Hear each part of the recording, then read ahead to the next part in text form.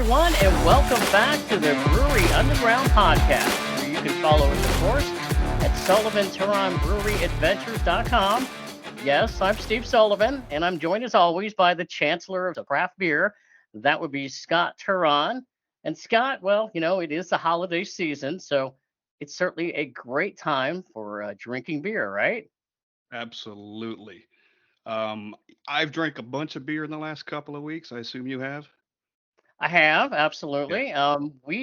In fact, I think we've been putting the miles on our cars over the last couple of weeks. We took a couple of separate trips. I know that around Thanksgiving, you went north, and then about a week later, I went north. But let's talk first off about your trip.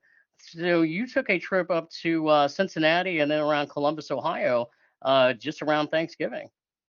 Yeah, we went and stayed with Amy's family, her brother, up in Columbus. And on the way, we stopped at Cincinnati. And I think she did that for my benefit so we could stop at another brewery, which which we Of did. course. We went to March 1st downtown, down there. And that place is amazing. It's huge. It was an old rock bottom, apparently. I didn't know that. Had I had three flights, which was every beer they had on there, not counting the seltzers. So, That was impressive. I was following you that night on the Untapped yeah. app, and I was going, man, this guy is really getting at it. And I can confirm that it used to be rock bottom because I remember going there once, tailgating before a Cincinnati Bengals game. So yeah, it was rock bottom. And for people that are not familiar with March 1st Brewery, they actually have one in Blue Ash, which is a suburb of Cincinnati. So now this is their second location in downtown, which they just opened recently. Yeah, and don't they call that area like the square or something? Because Yeah, you right by kind of walk Fountain up to it. Square. They had there was an ice skating rink out front, which was part of the community, I guess, or something out there. It was really cool. Just the whole scene was cool. And I bet they had 50 TVs in there, if not more, if you wanted ball games and good food and stuff. So I'd recommend that to anyone. And then kind of after that, we got to Columbus on Thursday. We did Thanksgiving, did all that. We brought a bunch of beer in from everywhere. Um, our family from Raleigh brought in some Burial, which one of my favorites. Yeah, Yeah, had some Great love me Lakes, some had some new burial. Rhinegeist. I know, right? Yep.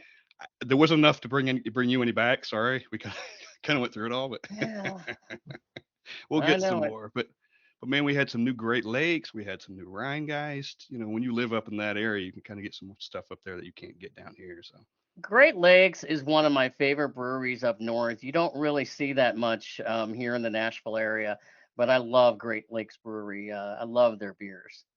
yeah, you can't get it in Tennessee at all. That I found.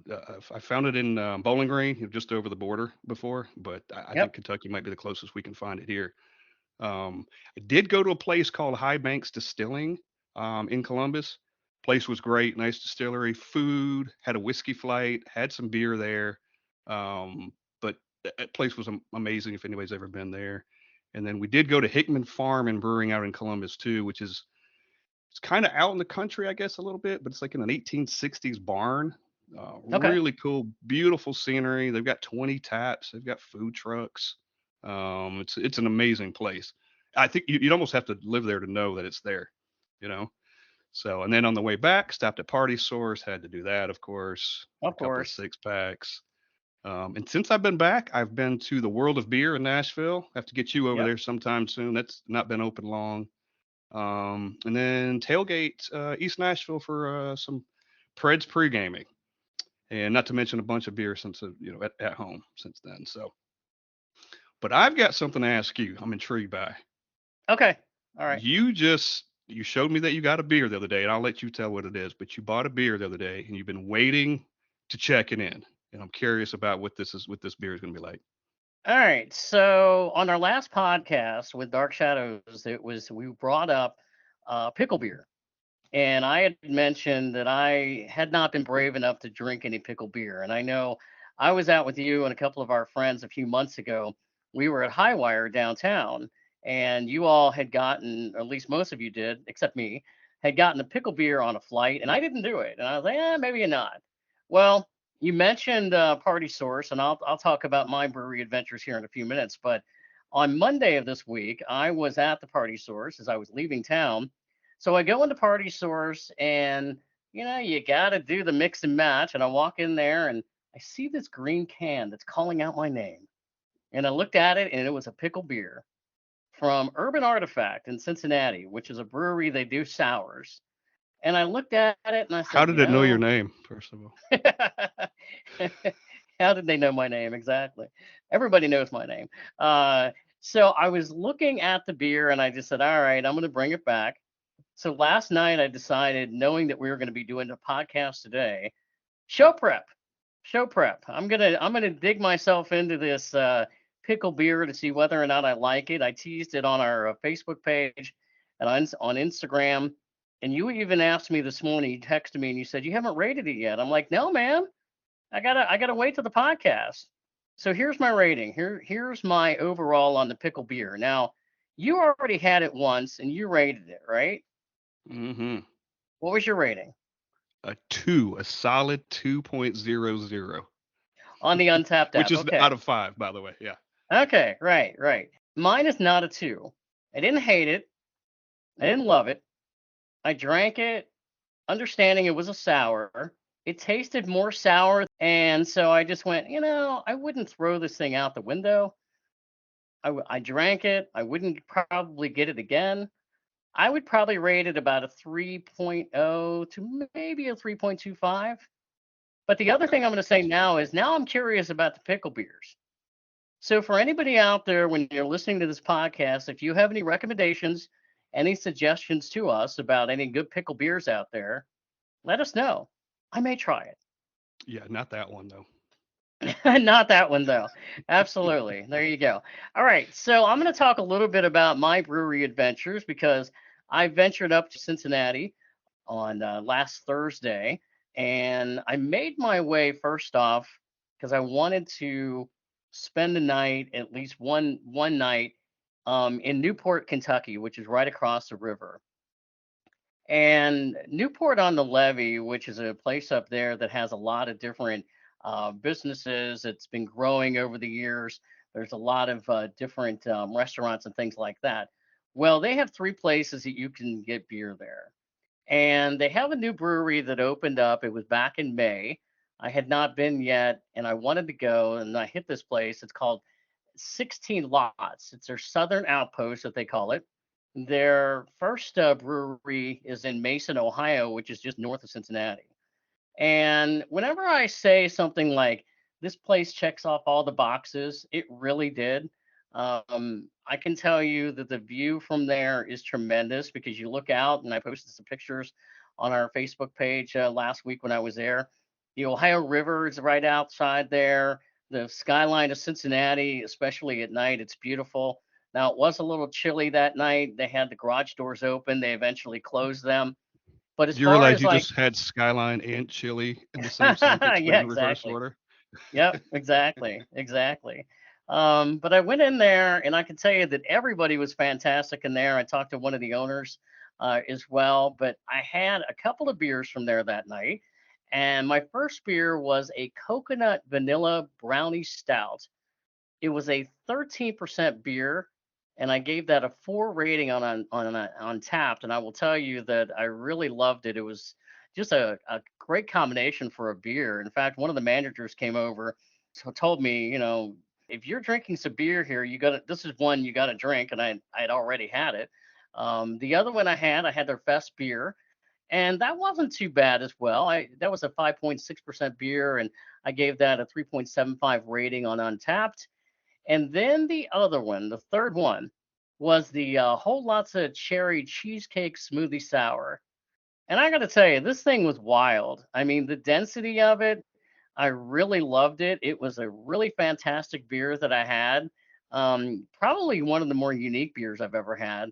And I rated that a 4.25 rating on Untapped. So they really nailed this one as well. So I really loved it. And we're going to try to get 16 Lots on at some point and talk to them about what they do. But it was fantastic. So that was a great brewery, and I'm looking forward to going back there.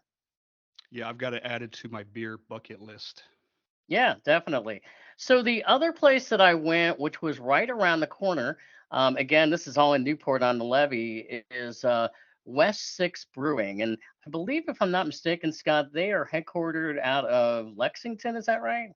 I think that's right. Yep. Yeah, yeah. So they just had a very small tap room in there. It's kind of like if you walked into a farmer's market and you saw a bunch of different small areas in there. Just a little tap room. They probably had about 6 or 7 beers on tap. They were about to close when I got in there, so I just got in under the wire. But I had their Vienna lager. Not bad. It didn't blow me away, but I still liked it. It was a 5.3% beer, and I rated it on Untappd as 3.50. And then I went to the other tap room that's there that you and I have been to before, and you and I have also been to their brewery in Newport, a Wooden Cask, which I really think this place is one of the unsung breweries up there. They have a lot of fantastic beers on tap. And remember, one of the podcasts we did around Thanksgiving, we talked about, pumpkin beer or pumpkin pie. Well, I got their pumpkin ale and wasn't bad. It was a 5.9% beer or 3.75 rating. Not the best pumpkin beer I've ever had. I would say middle in the pack of others that I've had, but still had that spicy kick to it, which I like. So that was my trip around the world there on Newport on the Levee. And then a couple of days later, because I was doing a lot of different family stuff when I was up there, I got to Brink Brewing, which is in College Hill. It's a suburb of Cincinnati, not too far from where I grew up, and loved Brink Brewing. I got their Pegasus Porter, which I rated about 3.75 on Untapped, and that's a 5.3% beer. So a pretty good one. I think that hopefully we'll get back to Brink. I know you and I have been there once or twice as well. The one thing I like about them is they do a variety of different beers, and they do flights as well.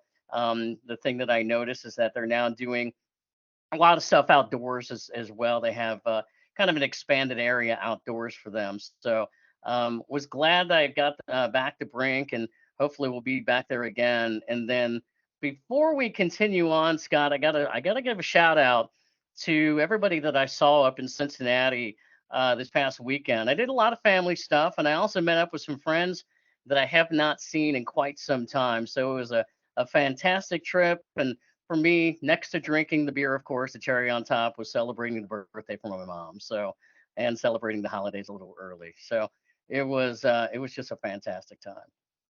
Well, wonderful. That'll give them a reason to listen because you gave them a shout out. Definitely, definitely. tell Well, we're tell them you're on the podcast. yeah, yeah.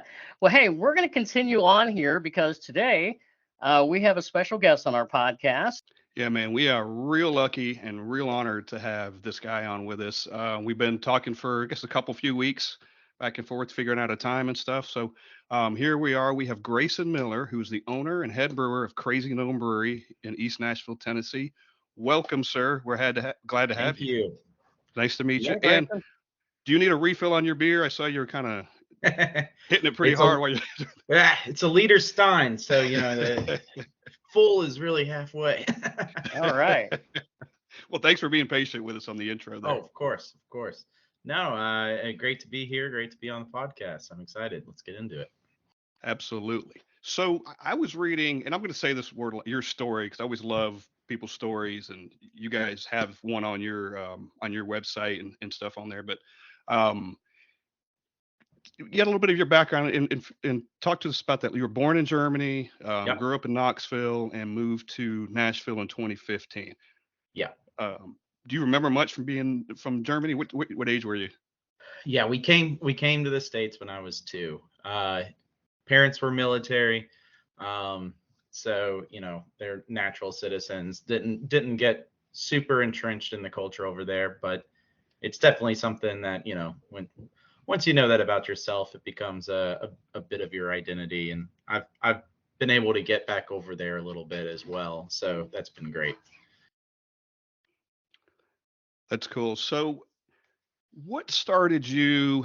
I know you were a home brewer to start with. Was there something that kind of got you into that, or something that interested you that led to home brewing? Sorry about that. Had a pup invade the room. Yeah, no worries. That's okay. Classic Zoom calls. Yeah, what got me into homebrewing? Well, I suppose I might be more East Tennessee than German because my roommate in college was in the chemistry program, and we were 20 at the time, and we kind of thought about it, and you don't really need an ID for hops, grain, yeast, and water. And I would say the original inspiration for getting into homebrewing was bootlegging. Ah, Oh, wow. So would that be the certain loophole in certain legal regulations that I read yes, it about? would. Yes, it would. So I can fully admit uh, nothing I made was drinkable until well after I was 21. So it wasn't quite the get rich quick or the scheme that I thought it was or the loophole that I thought it was. But it's a fun story, just trying to skirt some laws. When you were honing your skills at that point, probably is what you were That's doing. right. Yeah, yeah. I Learning mean, on the job, as they say. exactly. Oh man. And not that obviously you couldn't sample, so others probably had to sample and then tell you that it was drinkable or not. 50-50. Yeah, of course. Like your first batch you brew is always, wow, oh man, I can't believe I did this. It sort of tastes like beer. This is incredible. And Yeah, everyone is like, yeah, good job.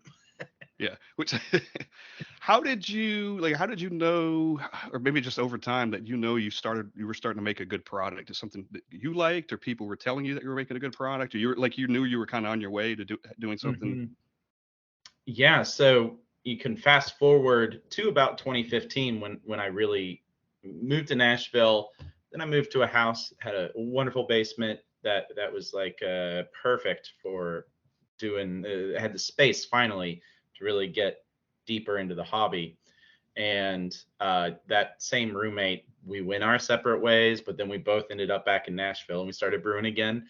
Uh, once again, and at this point, he's a PhD student still in molecular biology and stuff, and so he's really understanding science in a whole new way. And I've really grown to have an actual appreciation for beer at this point.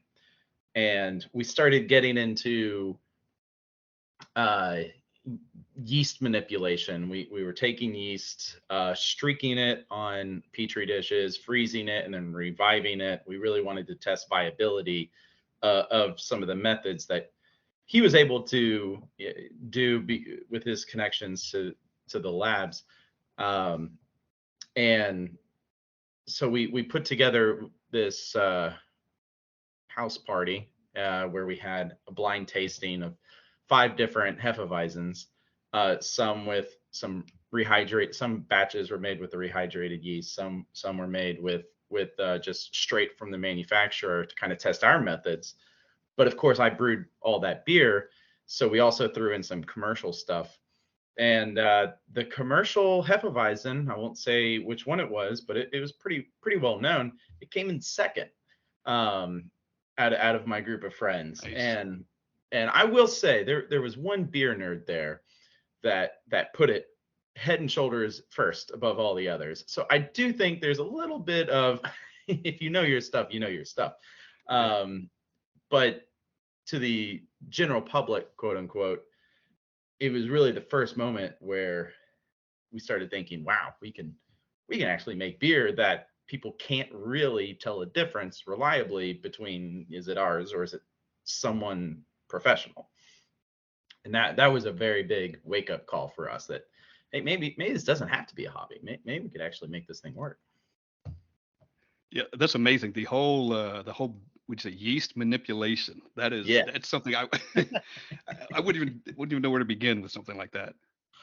Well, sadly, this gentleman is now with a very reputable pharmaceutical company, and he's working on cancer medications while I'm brewing beer still. So our yeast manipulation has taken a back seat while we sort of focus on other things. If I can ever find a way to recruit him away from the incredibly lucrative pharmaceutical game, maybe we can restart that program.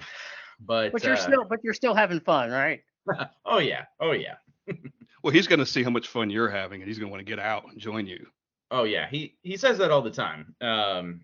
The The wife and kids, though, they got to eat. So Yeah. there's that.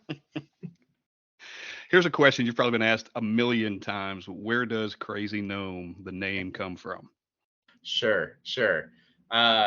So back in high school, was trying to get famous on the internet.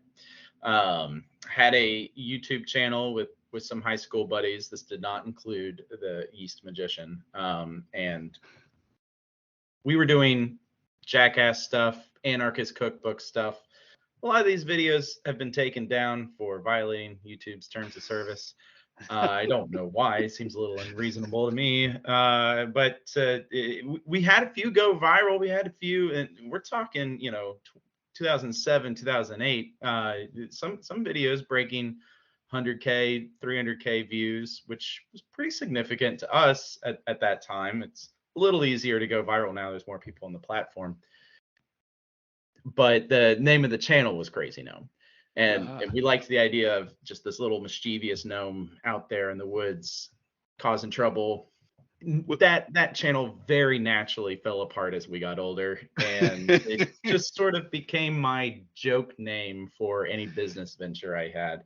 So of course it was the name of the brewery, but everybody really liked it. That I told it to. Oh, that's a really good name. I was like, yeah, it's just a joke name.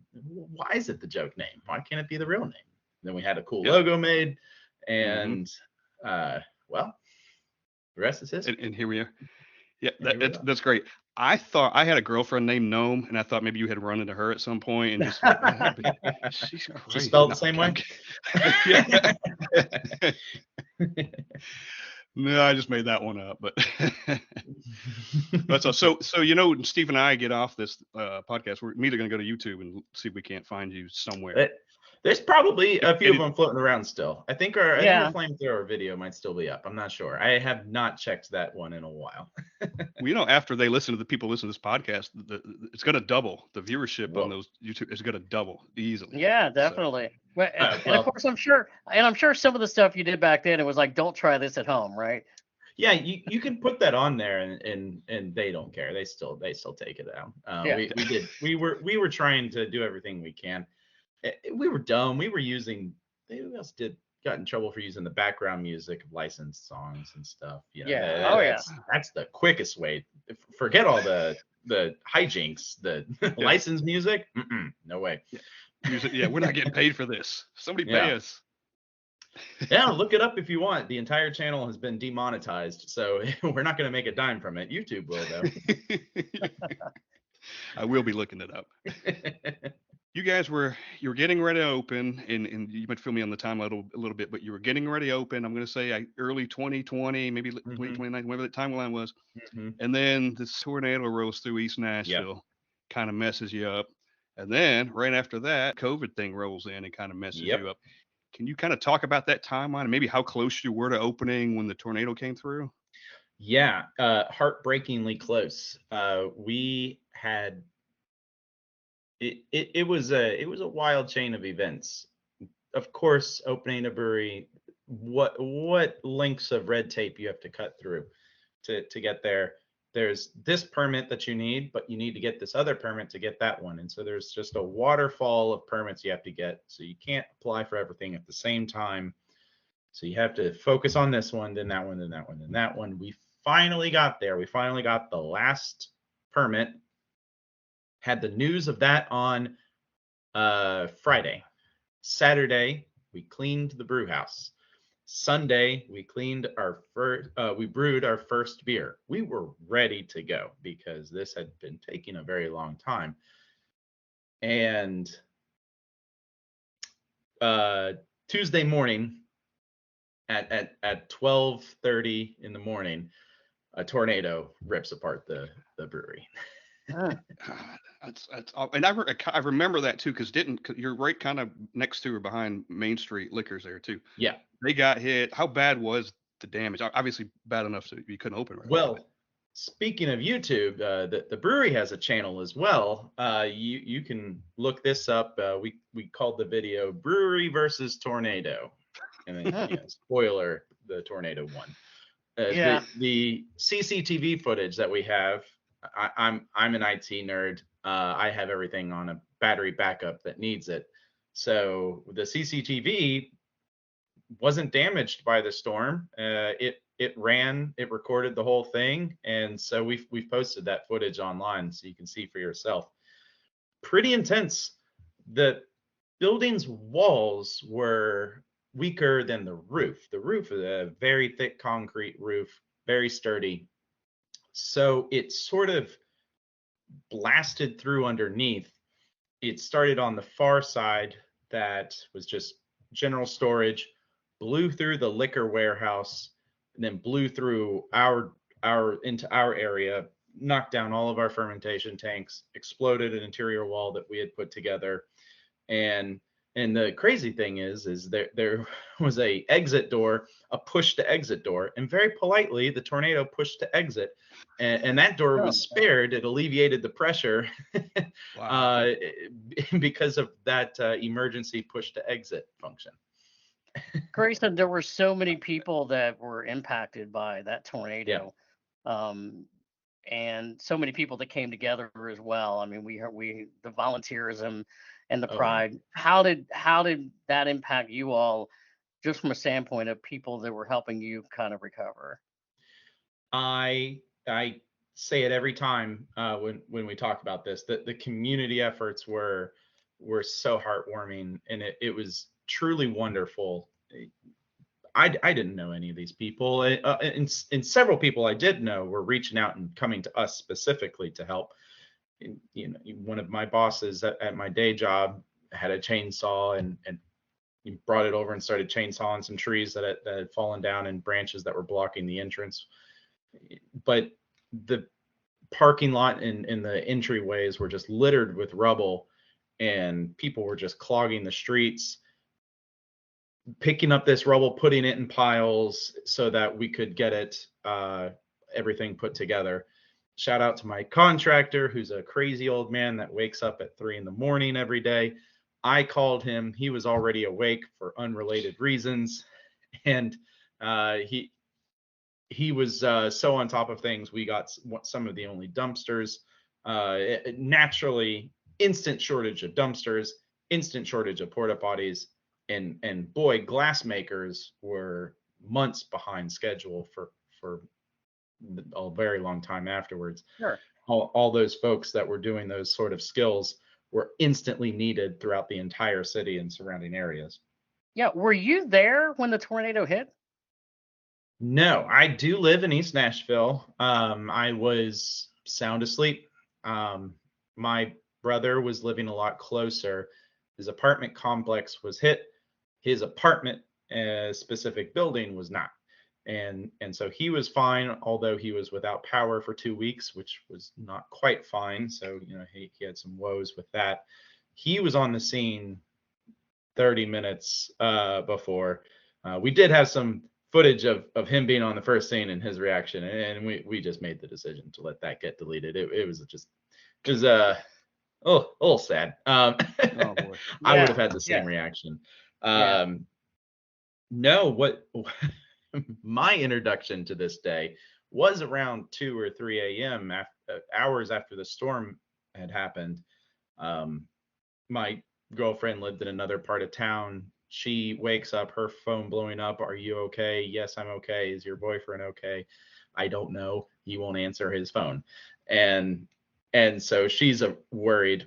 My neighborhood completely missed. We were without power for maybe 24 hours because of everyone else. We were so not impacted. That's just the crazy part about tornadoes, right? You're either in the path or you're not. And so she gets a hold of my brother as she's driving over to check on me, and so I'm woken up at 3 a.m. out of a dead sleep. Two things: your brother's okay, and the brewery's been hit by a tornado. Jesus. Well, we're glad since that point that it's been onward and upward for you all, and Absolutely. your continued Yeah. success, Scott. Real quick though, I- if you don't mind, what was because you opened in August that year? Mhm. Did it take August till then, or till August to get that kind of rebuilt, or did COVID kind of rear its head during that time too? Yeah, so we were shooting for July 4th weekend for reopening. We had the beer. So our permits, we had the permits now, so we could brew as soon as we got back online. We were shooting for July 4th weekend. July 4th weekend, mayor of Nashville shut bars down out of panic. And I'm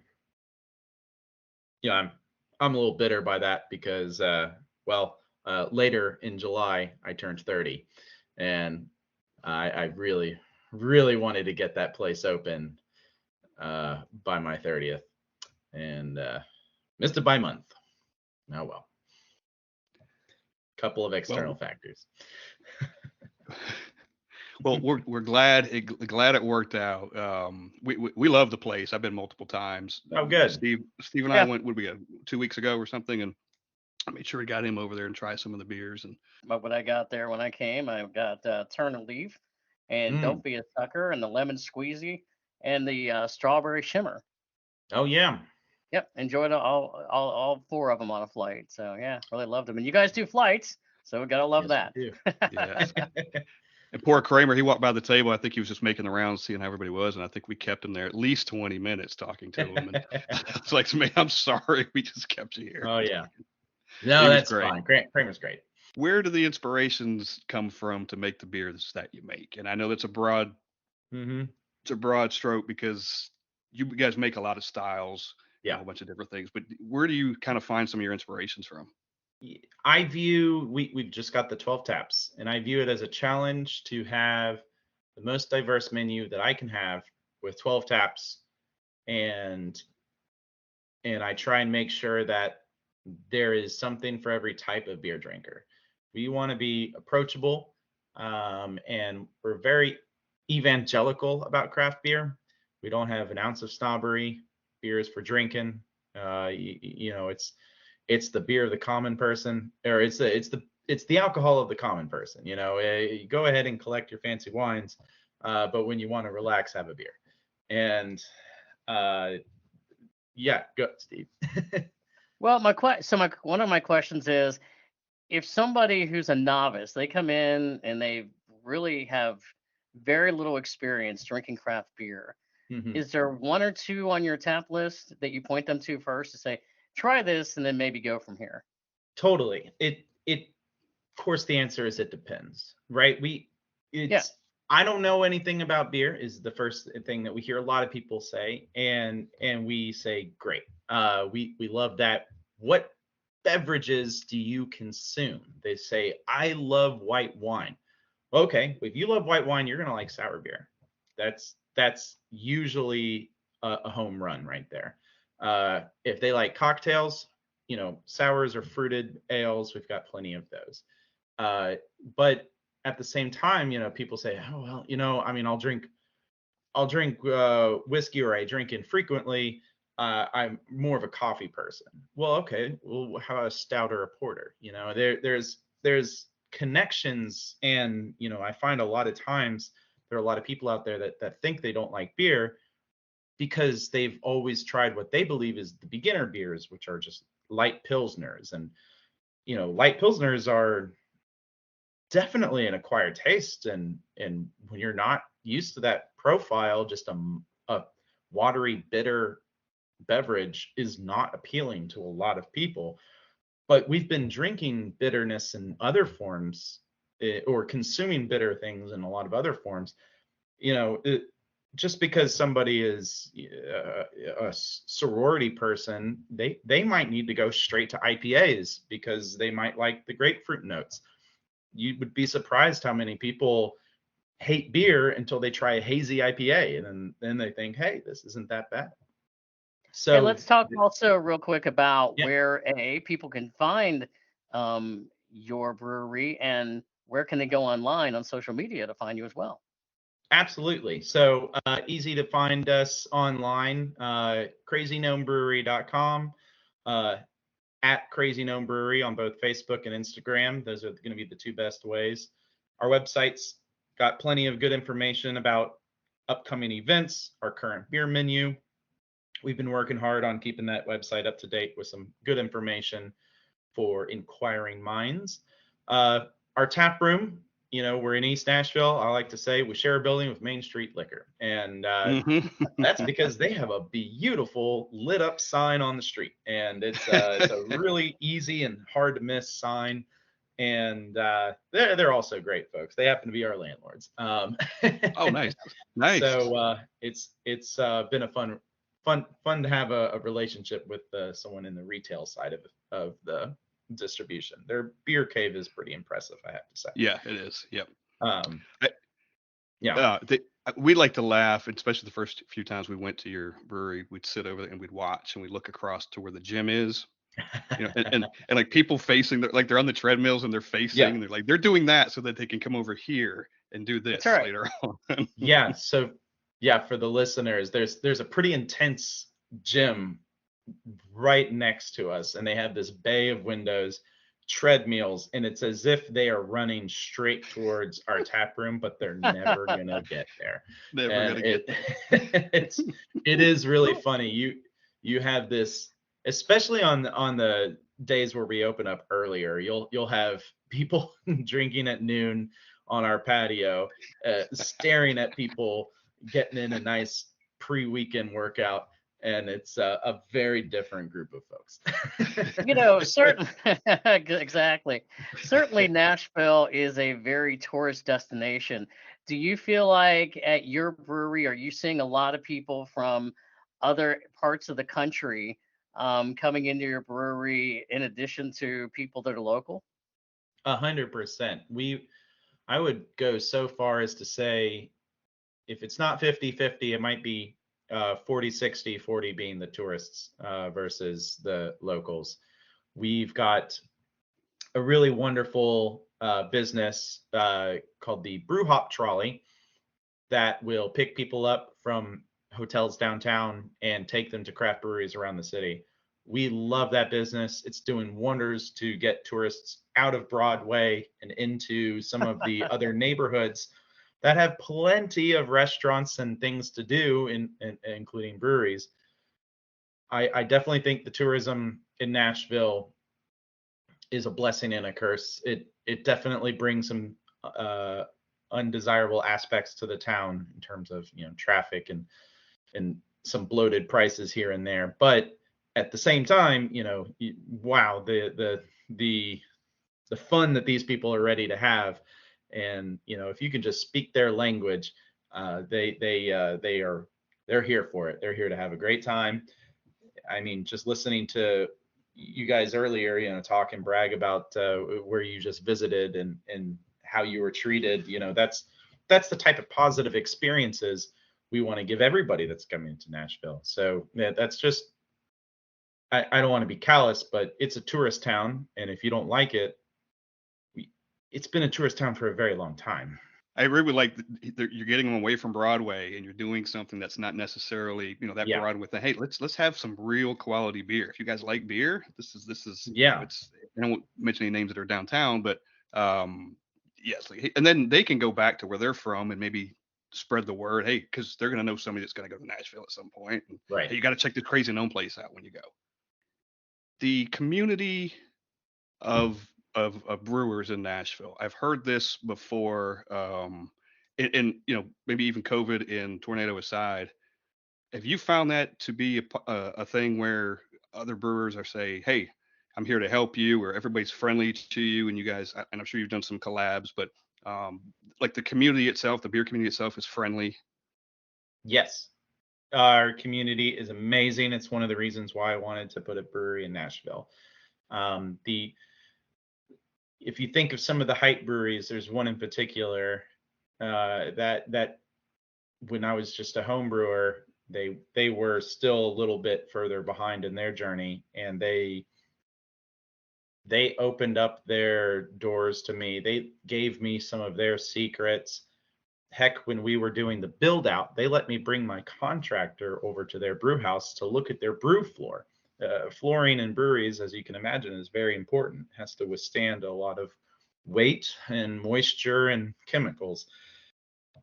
So for an inexperienced a contractor inexperienced with brewery floors to kind of grasp that, for them to be able to look at another example from a brewery was very helpful to my contractor, and for them to do that for me was really nice. And that while now that brewery's grown a little bit and they might not be doing that for other people at the same rate, they're still helping other breweries out that have more problems that are more appropriate for them to help with. But breweries like myself and other ones around my size are continuing to help people below us. It's a positive food chain. Quick example of another brewery my size in town, glassware. There's kind of a fixed price on shipping. It's a large number, but it kind of caps at around a quarter of a pallet, and it's the same price whether it's a quarter of a pallet or an entire pallet. It's very hard for a brewery my size to order even a half a pallet of glassware. That's a lot of glassware. So we went in together on an order, and we worked together with the company to allow us to combine orders together, and we both saved a ton of money on shipping. And so that's just one way of us being able to have that conversation together as owners and take on a little bit of inconvenience to give both of us a little bit of a competitive edge on our glassware prices. Yeah, that's wonderful. Yeah, we had Dark Shadow on previous, and they were talking about how people had helped them coming along and are still, and then how they're kind of paying it forward too at the same time when people have come to them and asked them for help or information and things. I just think I think it's a wonderful, and I've heard that really since I've moved to Nashville, or at least as the brewery scene has grown here. It hasn't stopped. Our guild in particular, we have a Tennessee Brewers Guild, and it's so active and powerful. The things that they're doing are 10 steps above what I'm thinking of, and they're doing things to really help us, and so we've got a lot of active participation. It's definitely brewers helping brewers here in this state. So along those lines, then, what are kind of even since 2020, since you guys opened, have you seen changes in beer trends? Are you seeing one now? Is there such a thing, or even what has changed in the brewery scene since Or pickle 2020? beers, perhaps. Of course, I think we're definitely seeing a resurgence of lagers. I think, craft beer first had, I think it's a very natural progression. We've been drinking lagers for hundreds of years, and our lagers in this country got really bad for a very long time. And those bad lagers created the room for the craft beer movement. But for that movement to happen, we had to put something to a consumer that was materially different. And so that had to be a completely different style. We had to remind the public that stouts existed, that fruited sours existed, that IPAs existed, and that they were worth consuming. But there's a limit to how many 600, 700, 800 calorie beverages you can consume in a day. And I think we're starting to see kind of that trend go, okay, now people are aware of craft beer. You can't ignore that it exists. You sort of know what it's about. It's just a premium version of beer. So I can go ahead and make a Pilsner, and you are going to give it a shot. And you know that, and and trust that, hey, this is going to go toe to toe with some of the more European breweries out there. And I can enjoy export beer made locally. And I think that that's really cool. And I definitely think that trend is probably going to continue to unfold and persist. I don't think we're going to lose the fun beers. I think that variety is the spice of life, but I definitely think that that's something that we're all going to have to embrace and perfect. Each individual brewery is going to definitely have to have that on our offering list. I agree with you. Lagers, 4 years ago, you probably couldn't get me near one because they weren't good. But now I see one on somebody's menu and I can't wait. They've come so far in the craft beer. I love lagers, Mexican lagers, anything in that genre. Man, they've come so far. They're fantastic. No, I totally agree. Totally agree. Hey, you have on your website, you sell bottles of what is called barrel aged chaotic dreams. Can you tell us about that? Yeah, absolutely. The my favorite style of beer is definitely the saison. I would consider saison DuPont to be the pinnacle of that beer style. So that to just put a definition on what I would consider to be the ideal saison. That yeast strain is really fun to work with as well, but it is a little limiting in what you can do. It makes a great sour beer, and its clean version is just a wonderful, more interesting Belgian style. I know you guys have had it. And as I was really trying to think about what else can I do with this yeast, I didn't really see anybody trying to do a dark Belgian or a really high ABV Belgian. And so I kind of put that together, and what we have is a beer I call Chaotic Dreams. It's a dark imperial saison. So you take your normal grist, you add some dark malts, and you add a lot more of it. So you get the warmth of the higher alcohol percentage, and the dark notes bring a little bit of roastiness. So now some of those pear notes, some of those bright fruit notes start to become more dried fruit notes. You get more, you're not really getting pear, you're getting prune, you're getting raisin, you're getting plum, you're getting darker fruits. And it's really interesting that the yeast strain is still fruity, but it's fruity in a darker way. And together with that warmth, it's a beer that I absolutely love, and it has not caught on. So we don't brew it very often. It's definitely a special one. And then when you add it, the barrel characteristics. So we'll brew a batch. We'll put half in the barrel. We'll release half in the tap room, or plain. It's a very interesting beer. But the barrel characteristic, what I found to be fascinating, and I've not just barrel aged the dark saison. I've also done some Dubels as well. Belgian beers in a barrel retain their fruity notes.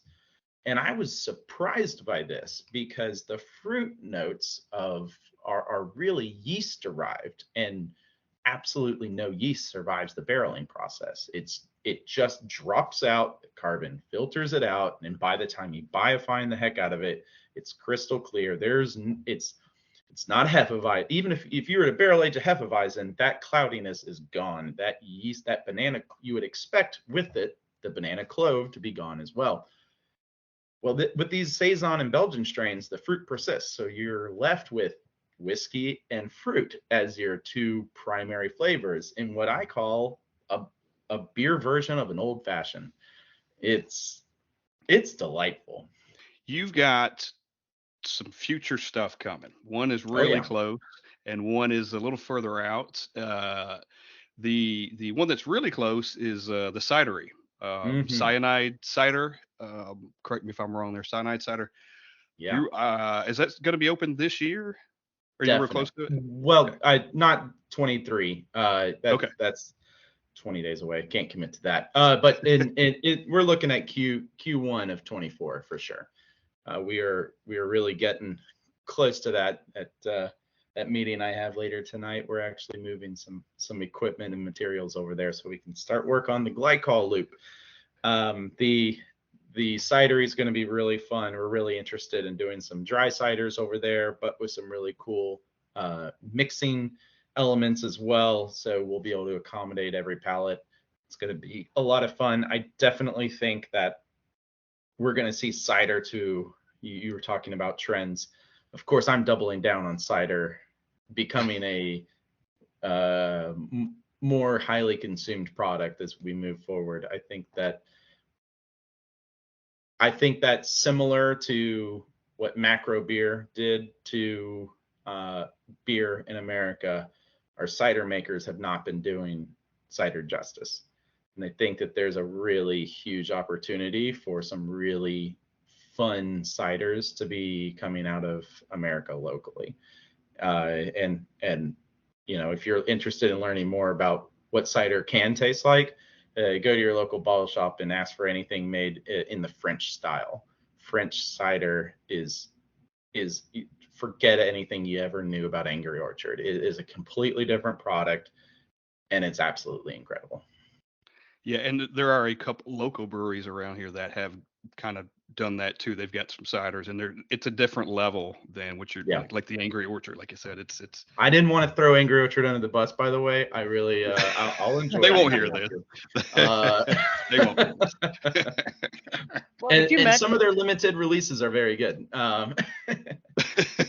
But you mentioned a few minutes ago, we were talking about the number of people that come into your brewery from all over the place. And I would imagine sometimes you do get people that are interested in cider.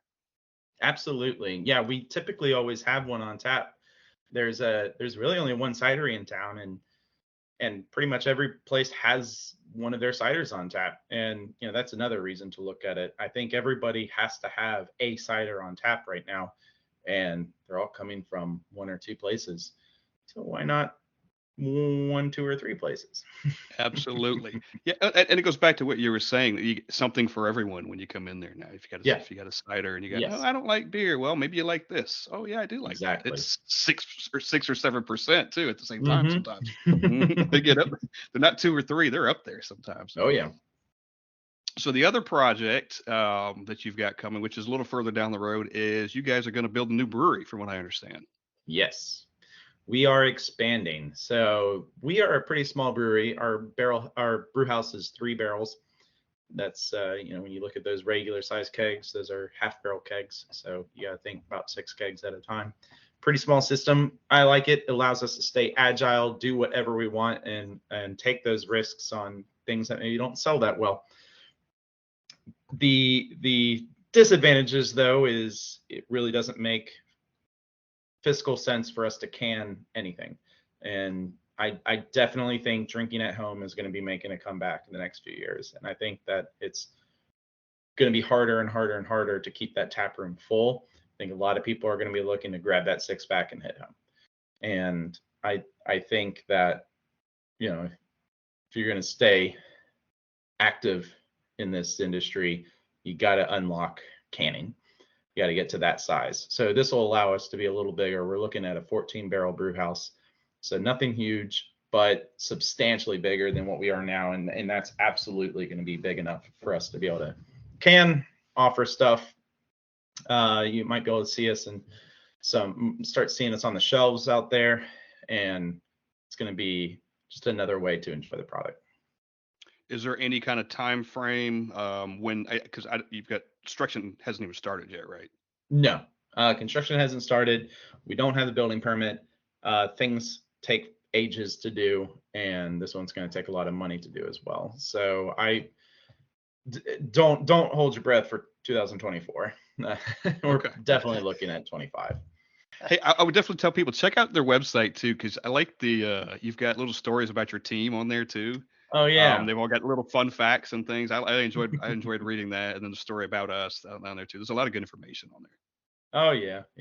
We're a small team, so why not show them off? You know. Well, speaking of that, Grayson Miller, who is the head brewer at Crazy Gnome in East Nashville, tell everybody again where they can go to your location, and also where we can find you on social media.